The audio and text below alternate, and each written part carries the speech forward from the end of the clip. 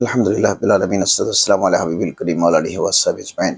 সুপ্রিয় শ্রোতাবিন্দু, আসসালামু আলাইকুম ওয়া রাহমাতুল্লাহ। ক্ষুধা নিয়ে যেমন আমরা ক্ষুধার্ত, নামাজের সময় হয়েছে, জামাতের টাইম হয়েছে, খুব ক্ষুধার্ত।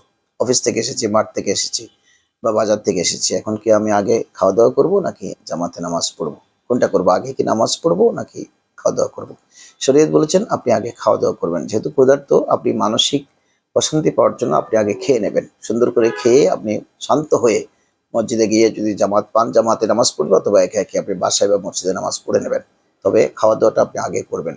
শরীয়ত বলেছেন যে আপনি ক্ষুধা অবস্থায় মসজিদে গিয়ে নামাজ পড়তে গেলে ক্ষুধার তাড়নায় আপনার একাগ্রতা নষ্ট হবে। একাগ্রতা নষ্ট হলে কিন্তু নামাজের মধ্যে আপনার ওই যে খুজু আসবে না। খুজু না আসলে কিন্তু নামাজ আল্লাহর দরবারে মকবুল নাও হতে পারে। এজন্য একাগ্রতার সাথে খুজুর সাথে আল্লাহর ভয় নিয়ে নামাজ পড়া খুব জরুরি। তাই আপনি যখন ক্ষুধার্ত থাকবেন, বেশি ক্ষুধার্ত, একটু না। অনেকের তো খুব ঘন ক্ষুধা লাগে। তখন উনিই কিন্তু একটু ক্ষুধাকে কন্ট্রোল করতে হবে। কিন্তু আসলে আমি রিয়েলি ক্ষুধার্ত, অনেকক্ষণ কিছু খাইনি।